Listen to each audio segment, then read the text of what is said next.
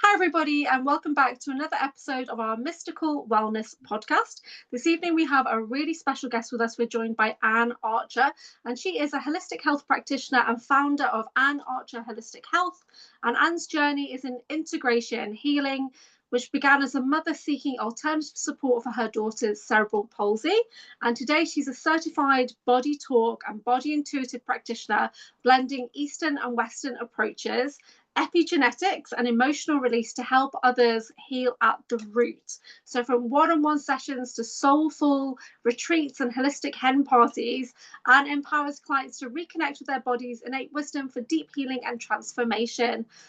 That's a lot. Anne, how are you? Thank you so much for joining us. Very well, thank you very much. I'm really delighted to be here, and I appreciate you inviting me. You're so welcome. Thank you for joining us. It's so good. I know this is your first interview, so we can always take a pause. We can go anywhere that you would like to go. So tell us, how did it get started for you on your healing journey? Well, I've always been really interested in the body's ability to heal. My dad was a GP and my mum was a nurse. But although that they were kind of brought up with or rooted in the Western medical perspective, they were always encouraging us to go outside, get some fresh air, have an apple, take some deep breaths, give your body time. It was like more inclined to say go out for a walk rather than go reach for the medicine cabinet. So I suppose that from a very, very young age, that was instilled in me, that, this body had this a massive innate capacity to heal. And I just found that fascinating, really.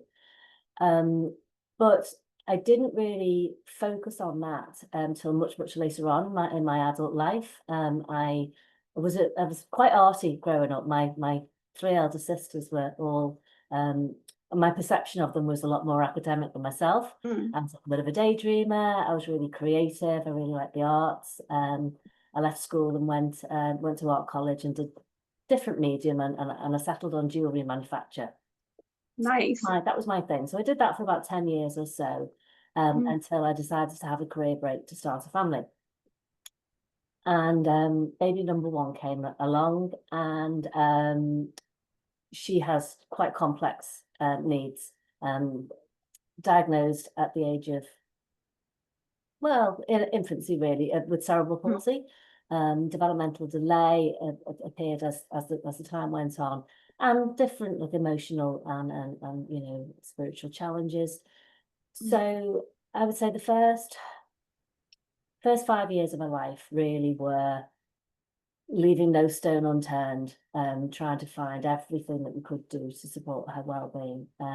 We went down all the traditional routes, speech therapy, occupational therapy, physio, all those sorts of things, and they all very much had their place. But as she was growing older, the conversations with specialists were they were getting more revolving around surgeries and medications, and I didn't feel that was the way forward for her, or certainly not the only approach for her. I just knew from that inner belief of the body's ability that I needed to find out more about that and how I could really initiate that healing response for her. So I started to kind of really go down that rabbit hole of holistic health, and I came across one modality called the BodyTalk System. And I read up a lot about it, and I thought it was fascinating. Quite out of the box, really, from what we're taught in school. It's not what we're taught in the biology lessons at all. But I just had a feeling, I just knew in my heart and my gut that this is something I really wanted to explore.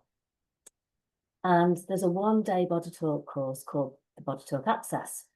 And it just gives you a very small sort of doorway in to the BodyTalk system, and teaches 5 of the techniques. Those 5 techniques are, the one technique is called the cortices technique, and that's kind of the fundamental technique of the BodyTalk system. It's really, really powerful at balancing the left and the right hemispheres of the brain, relaxing the nervous system, and really allowing your body to get into that state where it can kind of initiate that healing response. So that was one of the techniques. And there was another for supporting the stress threshold, which when I learned that, I was practicing that daily because my life had really turned upside down. It was very, very intense. I was on high alert all the time, and finding these techniques, which I initially embarked upon for my daughter, I very, very quickly realised that this was something that was really, really going to help not just her, but the whole family,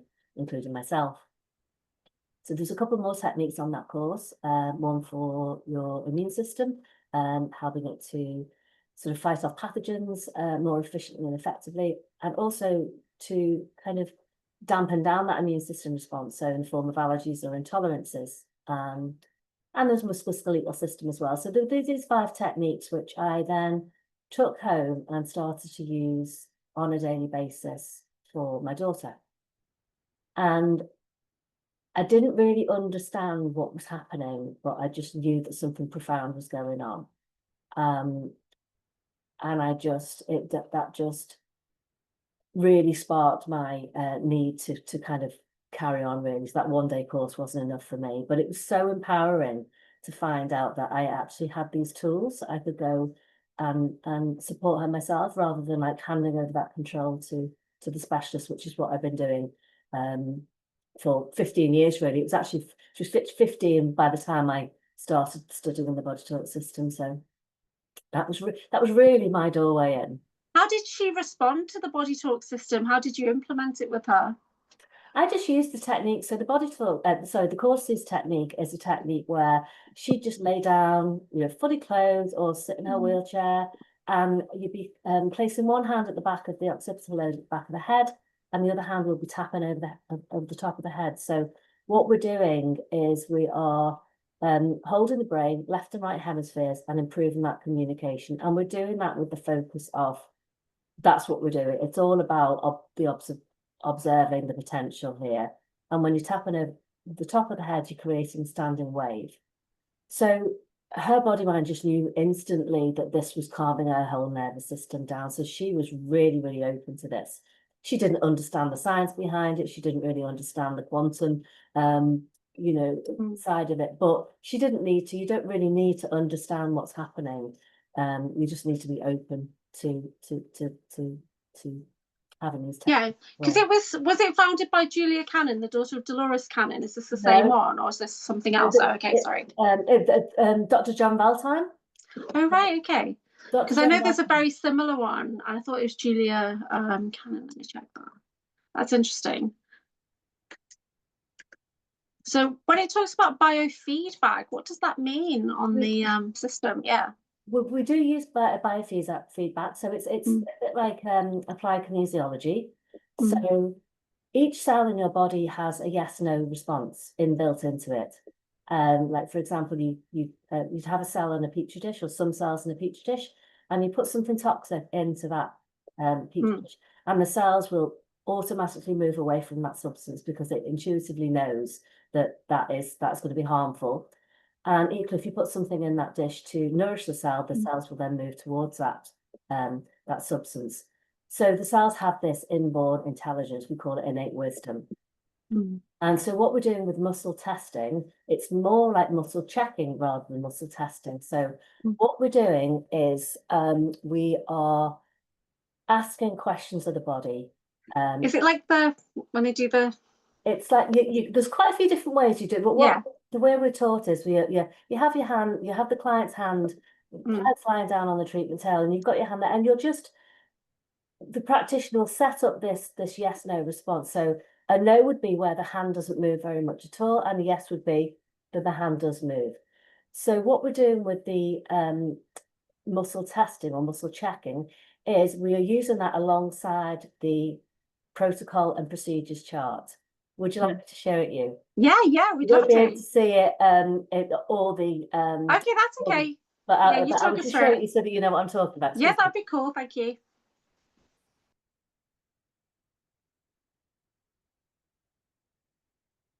So this is the BodyTalk Systems protocol. Oh, wow. Yeah. And what we're doing here is, on this chart, there's all the systems, all the organs, the endocrines, the body parts, the chakras, the meridians, the astrological houses, the 5 elements, the 5 senses. This is a map to navigate the whole of the body mind, to establish where in the body is out of balance, what the environmental factors are that have knocked those systems out of balance, and what the correct sequence of healing is. So what I'm doing in a session, or what a practitioner's doing in a session, is silently in my mind, I'm just finding out where we've got a priority to an opportunity to restore balance. And I'm using the muscle testing to clarify that. So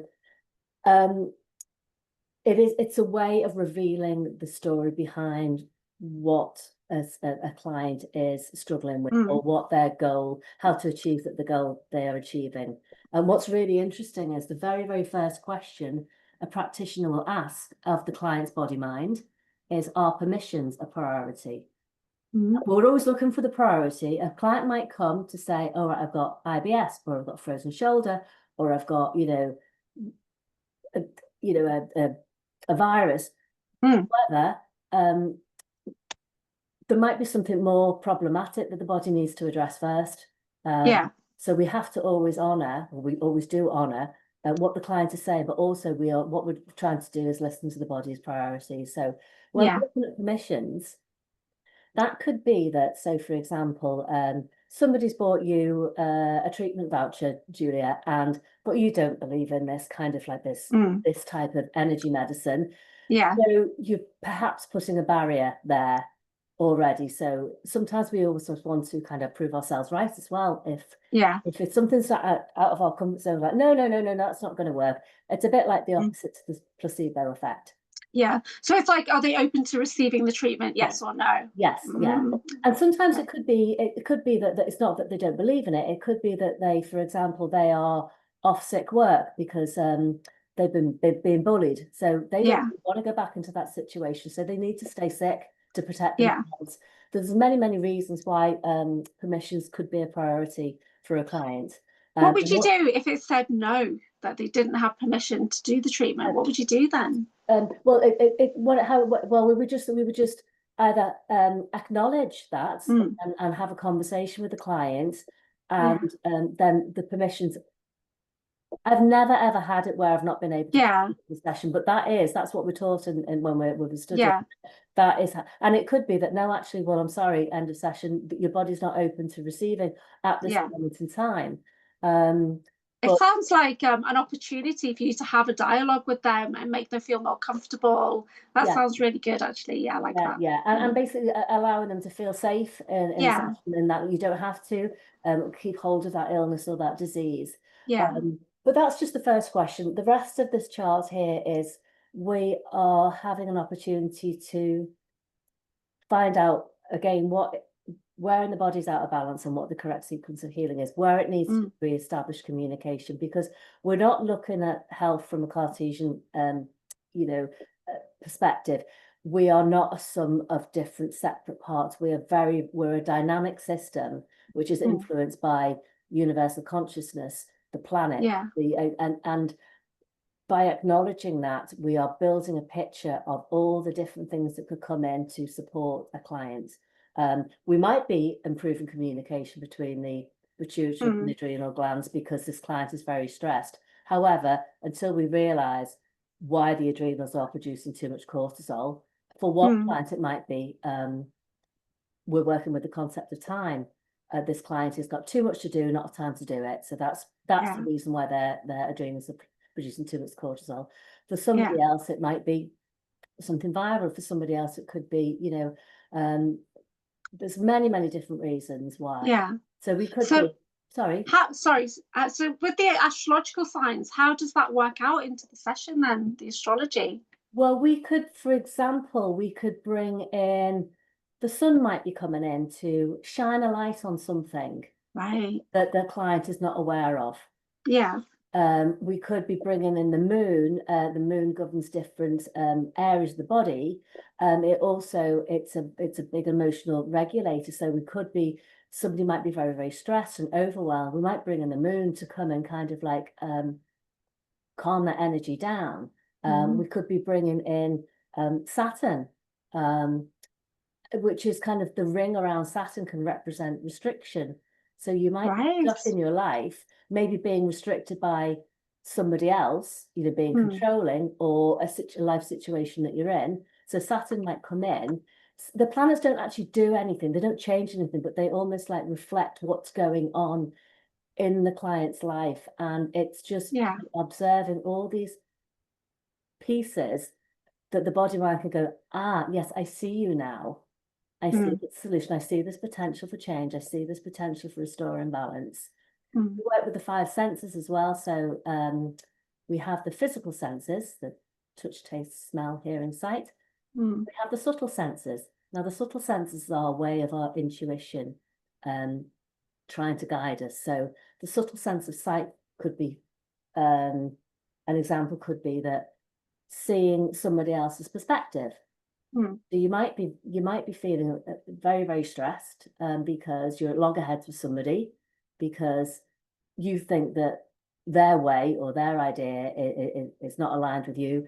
So by being able to see somebody else's perspective, or seeing light at the end of the tunnel, or seeing a solution to a problem, can be really, really, really powerful. Do you ever get people who come to you and they say, oh, my third eye is blocked and things like that? So things you can do with that kind of treatment to help them? We can do. We'll always you know, honor what a client's coming for, but we don't diagnose in Body Talk, and we don't prescribe. I'm literally listening to the body. I'm you know, I might well bring in the brow chakra. That might well come in. The pituitary gland might come in, but not necessarily, because I have to step aside as a practitioner, and I just have to hold the space for what's coming up. And sometimes clients will come and say, this is wrong with me, or that's wrong with me, this is what I want to achieve.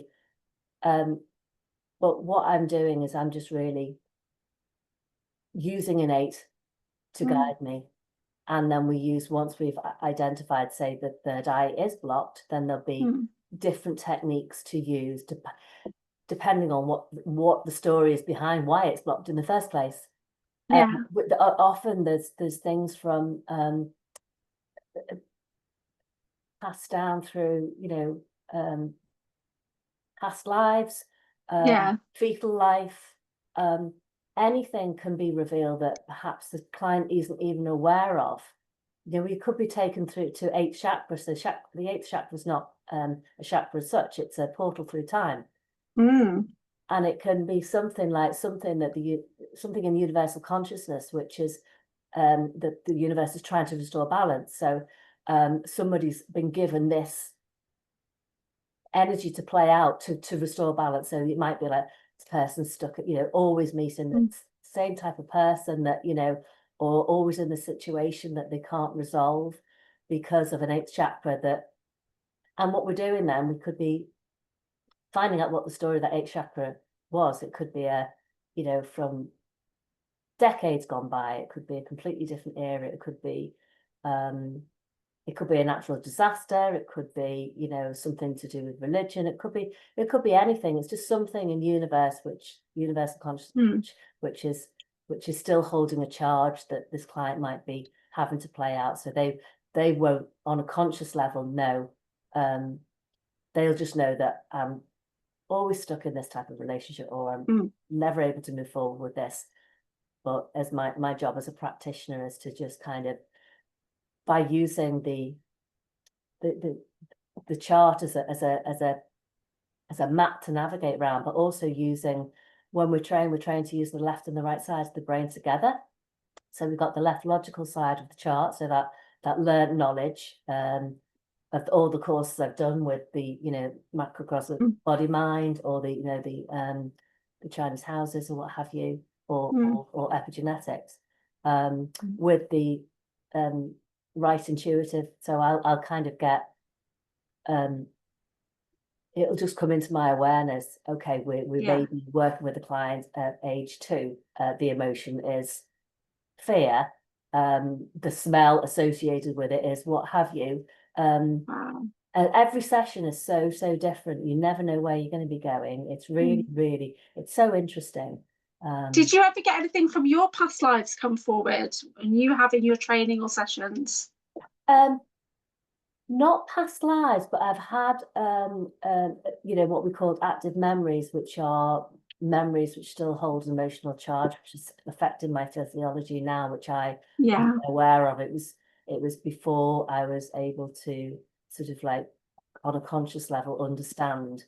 But that active memory was still impacting my belief systems about myself. So no, I haven't had a past life as such come up for me. Yeah. No.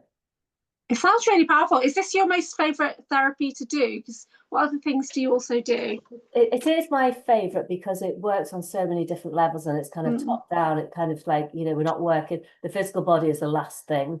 It's all the energy bodies beforehand. But I do Indian head massage, which I really enjoy. Lymphatic drainage, the Veltine method, so it's a different method than some methods. Body intuitive, which is a similar concept to the BodyTalk system. It's again, it's working the East meets West, and it uses muscle testing, but it's a slightly different map to navigate round. I do pulse points therapy, which is a great modality.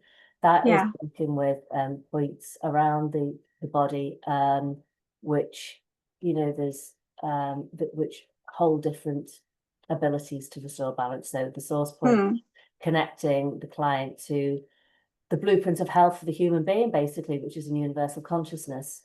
And we've got the grounding point, the activation point, the transformation point. So they create a diamond shape around the client's body to bring order, balance, and harmony and flow. There's many, many different points as well. That's super cool. It's amazing. So they're my main modalities, but I love to, my latest passion is full moon fire ceremonies. I'm holding one on Thursday evening, for the book moon. Doing spiritual evening, so clients enjoy a group body talk session, because mostly they're done on a one-to-one, but we do group work, which is almost like a body talk meditation. We will be bringing in the fire element as well, which is to strengthen the Jing Shen relationship. It helps to restore emotional balance. So that's a really nice one. Fire ceremony sounds amazing. I love ceremony. So I partner up with another lady called Christine. She's somatic. She studies somatic shamanism. She studied with many different tribes and cultures. So she opens up the sacred space. She has it, and she'll guide the guests through releasing. We'll have a something from nature to symbolize something that the client might want to let go of, and then offer that into the flame. So that sounds really powerful. Sounds good. Tell us about epigenetics, because I don't really know much about epigenetics. So how does that inform the healing work that you do?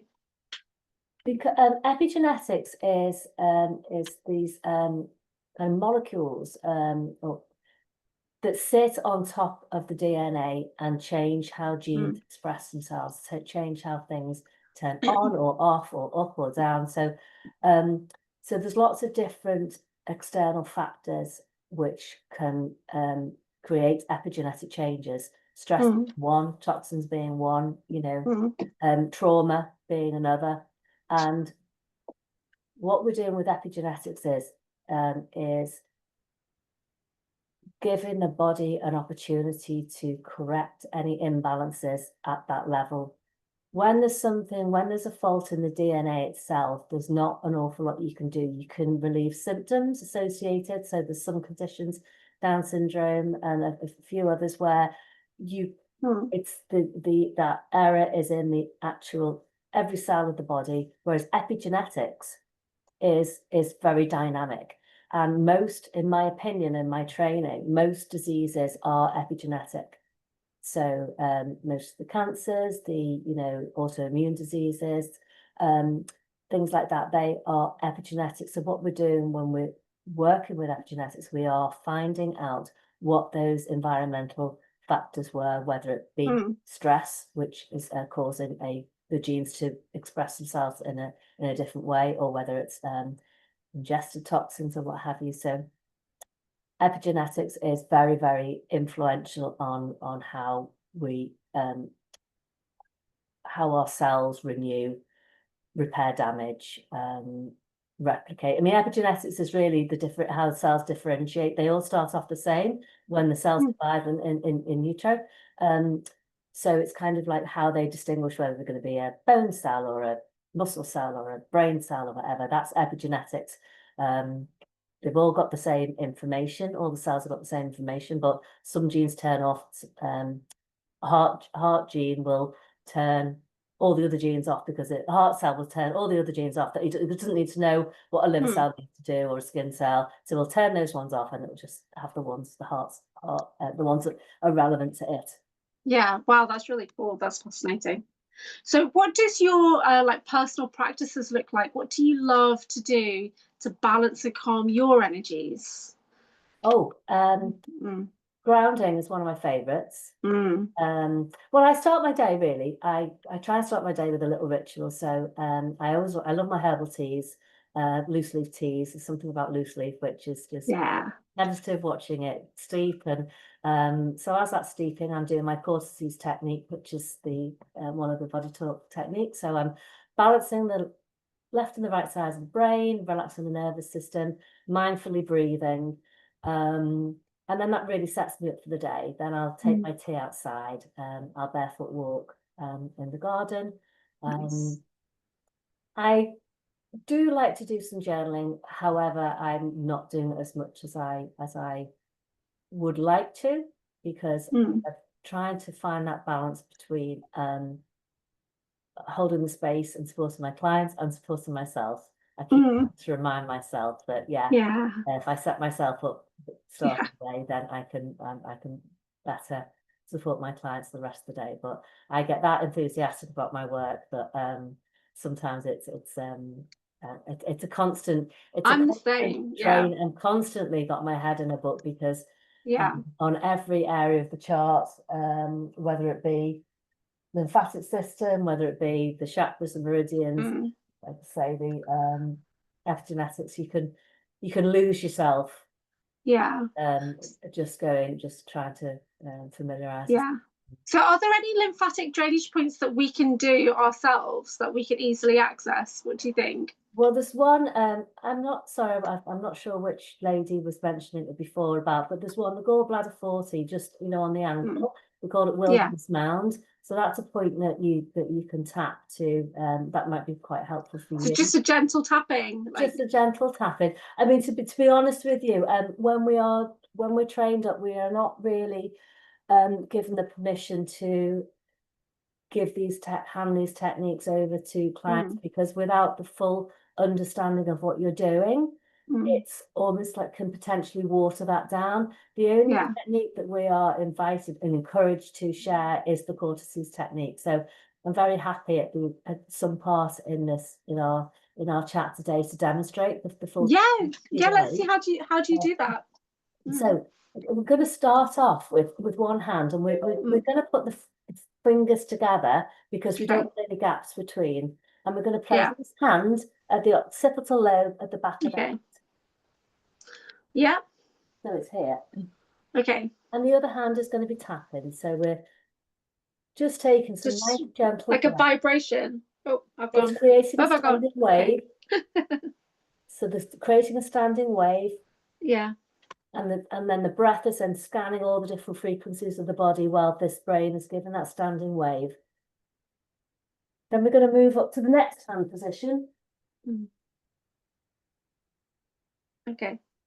Again, carrying on the nice deep breathing.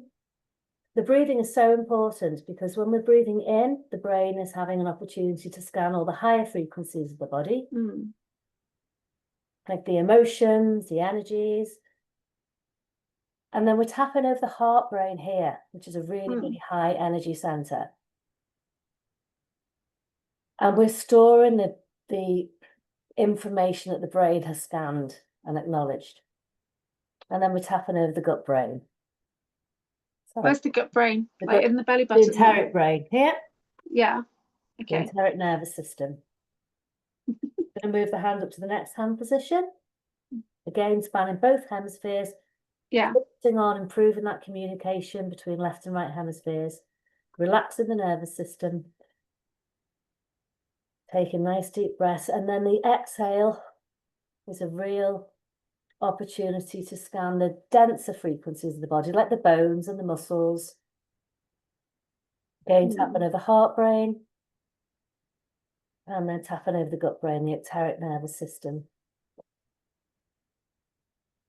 I'm going to move our hand down to the next position, which is finishing above the eyebrows, this prefrontal cortex. So when we're talking about the cortices, but we're actually balancing all areas, the reptilian brain, the limbic system, the cortex brain, and all the functions of these areas of the brain.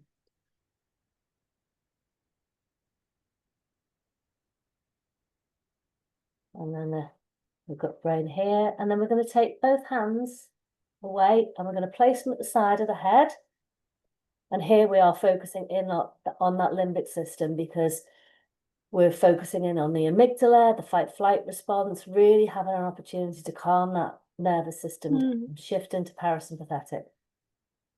Now you're going to take one hand away to tap, but you could just still going to be focusing as if your hand is still there, imagining the hand being there. I think I have really high cortisol still. I left my corporate job in December, so it's been 6 months, but I still seem to have high cortisol. Okay. Our body's getting that epigenetic pattern of just that rhythm, that context in which it's being produced is locked in at that epigenetic level. Yeah. So this cortices technique is going to be a really helpful tool for you. So I'm happy to share you. I've got a video demonstration on YouTube, so I'm very happy to share that, because the more you do it, the more your brain is going to really enjoy that. You know, again, focusing on improving the communication, eliminating any cold spots of, diminished cellular activity, and really calming that nervous system down, improving clarity. It's really, really good if you have got, you need to focus, you've got an exam to do or a piece of work to do, and you can just do your cortices first, and that will really help to bring that clarity. Or if you're, if you're nervous about an operation, again, one to do for that. So that sounds amazing. And it's great to do on. You can do it on yourself, but you can also do it on your children. So this is the one that I always use for my daughter Helena, and that was the one that really empowered me. That I she had so many challenges. Doing this courses for her really helped to calm her emotions down and really set her up for the day. Yeah, that sounds amazing. If anyone's got any questions, please pop them in the chat. And I might have to turn my camera on though, because my chat's on the other side. And what I might do is end the recording a little bit early so that we can talk to you privately about some things as well, which would be amazing. So if anyone's got any questions, share a little bit about call it a consciousness-based healthcare. So it's all about observing. But when we talk about consciousness from a Chinese medicine perspective, we are acknowledging how emotions affect the physical form and how they can be stored in different areas of the body and impact that function. So, for example, when I started doing this work, I embarked upon it for Helena, but then I very, very quickly realised the shifts that were happening with me. So with Helena, I was trying to be her mother, her physio, her speech therapist, her nutritionist, her brother's mother, her dad's wife, all these different roles. And I wasn't giving anybody permission to help me, because I could hear myself saying, she's my daughter, she's my responsibility. And what my body did with that unhelpful relationship with responsibility, it gave my body a symptom. Okay, so I had chronic shoulder pain. Yes, I did lots of lifting and carrying with Helena because she's a wheelchair user. She doesn't walk, but it was more than that. You might hear the old sayings, carrying the weight of the world on your shoulder. the burdens of responsibility, shouldering those burdens. You can see that image of Atlas with that world on his shoulders. And this is where we kind of can really appreciate, until I changed my relationship with responsibility and thought, do you know what, I don't actually have to be all these things. I can ask for help. I can kind of delegate different things. Until I acknowledged that, my body was constantly giving me that symptom to make me pay attention. And once I realized that and unburdened myself, and literally, things weren't changing for me. The other area which was impacting me was the large intestine. So again, in Chinese medicine, the lungs and the large intestine are around generating grief. That's their job to do. We generate grief, help us process and let go.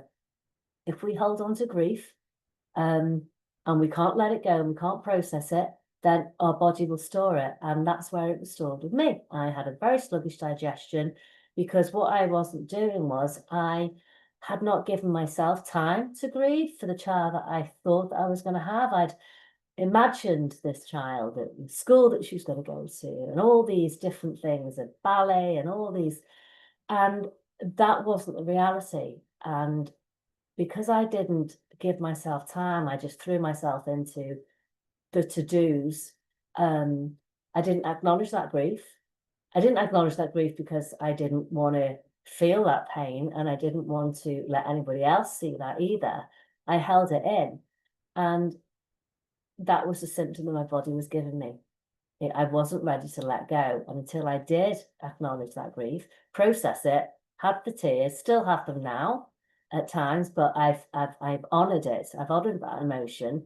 And I've realised that she was never meant to be that child anyway, and I was never meant to be that mother for her. So once I made peace with that, my body didn't need to give me that symptom anymore. So all different areas have different consciousness to them. The liver is it's not just about detoxifying our body from ingested toxins, toxins that come in through the skin. It's about toxic thoughts and emotions. So you might have lots of people who are very angry, and it could be because they've got a high toxin burden, very irritable, or it could be that they're holding anger. They're not letting go of that anger to their life situation or the partner they're with or whomever, and then that is not allowing the body to actually detoxify properly. So what about the kidneys? Because I think I might have an issue with my kidneys. Often fear. I do hold a lot of fear in the body. I've processed a lot of fear and grief in the last couple of years. I have definitely. So interesting. So again, grief, large intestines, but also the lungs. A lot of people, elderly people, if they're bereaved, they can develop pneumonia, pulmonary conditions, because it's almost like crying from the inside out. We're in this culture, we're like, oh, don't cry from, we don't make people feel uncomfortable by crying. You hold it in, and this is where it sits. It sits there in the lungs or the large intestine. But fear is often associated with the kidneys and also with the knees as well. It's almost like when you see you're trying to break somebody's will, get down on your knees, like drop to your knees. And the fear that people are in, or when we submit to our God, people go down to their knees. Kids lock their knees in defiance. It's kind of like trying to break the will. It's so interesting. The wrists, the joints are around flexibility, so our joints need to be flexible. But sometimes if we're not able to be flexible in our mind, in our life situation, then it can manifest in stiff joints. We might call it arthritis, but it could just be actually for lots and lots of different reasons we are not able to be flexible in our lives. So none of this is to judge anybody when these things come up. It's to shine a light. It's to acknowledge where a past experience or a present experience or an emotion is being held. And once we observe that, we can bring in different techniques to help the body release it. There's different breathing techniques, emotional release, where we are kind of highlighting in different areas of the brain and the body what that emotion is, what that life experiences was. And again, with the tapping of the 3 brains. So we often think about we just having the one brain, and we give this so much authority, the conscious mind.